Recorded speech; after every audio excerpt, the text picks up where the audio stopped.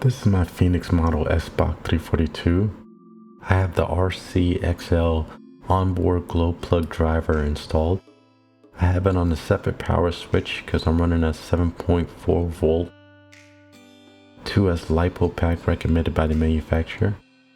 When you first turn on the unit, it blinks rapidly, giving out 0.8 volts to the glow plug. Hold it down for a couple of seconds and let it go, it turns it off, and then the LED goes out.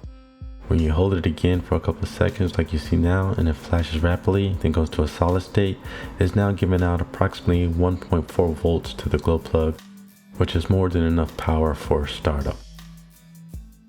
It will remain in that state per the instructions for 25 seconds, unless you push the throttle to full power, and then it goes into an off state, back to half throttle, and it goes into the steady rate again to 0.8 volts, which enables a steady, nice idle.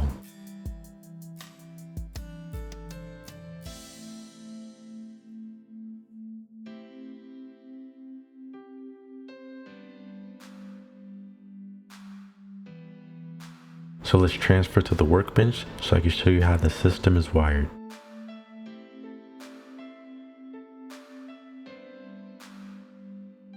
If you're familiar with the system, you can see this is the new version. The button is the same as the previous version, but the main unit here is now encased in plastic and has a heat sink.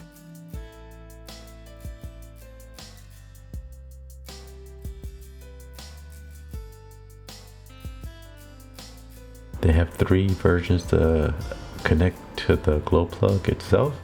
I chose the L unit.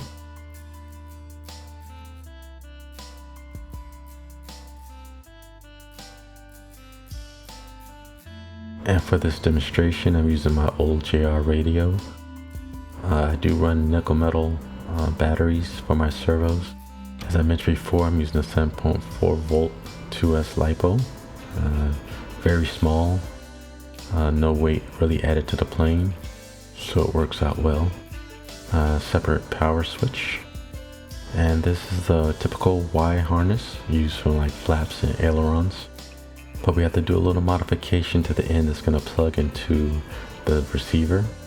I removed the center power wire and put it under a heat shrink tube, just folded it back, so I just have the signal wire and the ground wire, the black negative wire, and that's going to plug into the receiver.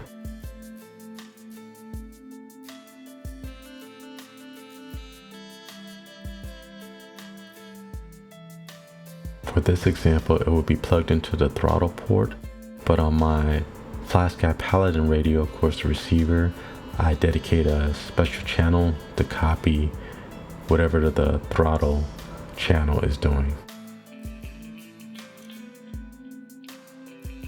I plug the glow driver into the Y cable.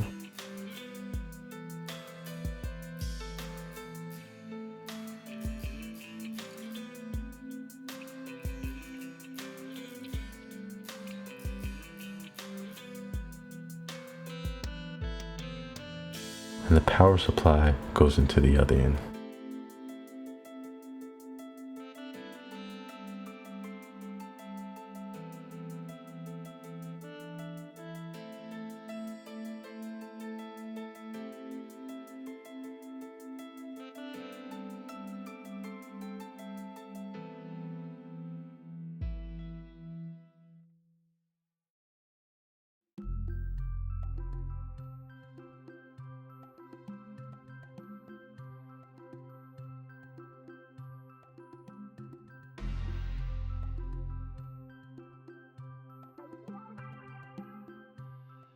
Plug the L cap into the glow plug.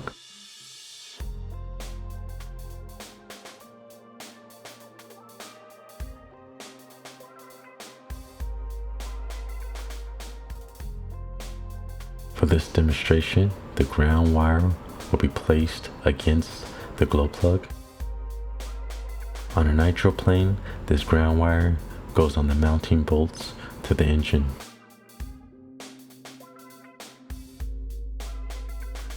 Power on the unit.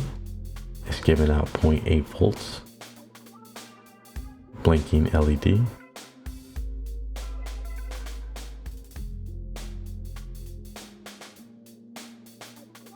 This is the stability mode that helps give you a nice smooth idle. Hold the button down.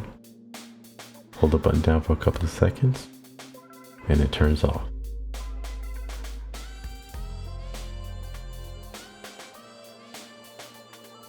Hold the button down again.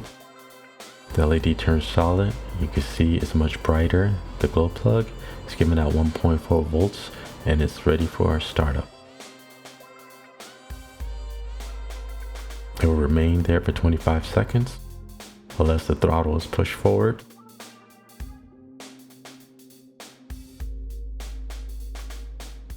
And cuts off because it's full power, doesn't need to be on.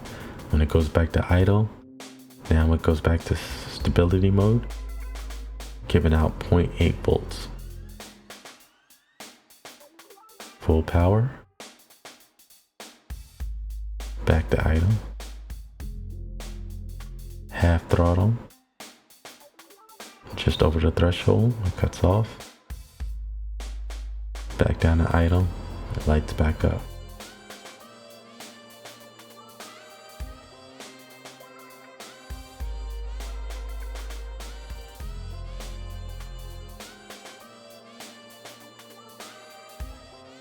Off.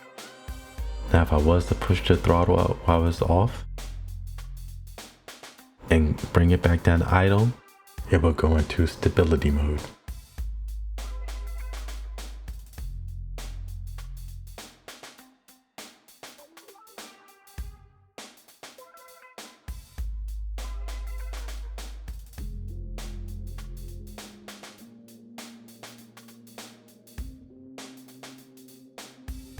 And there's the setup, the wiring.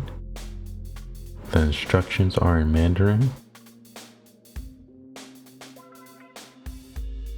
And looking at the instructions, you could tell this second image is what I was trying to duplicate here.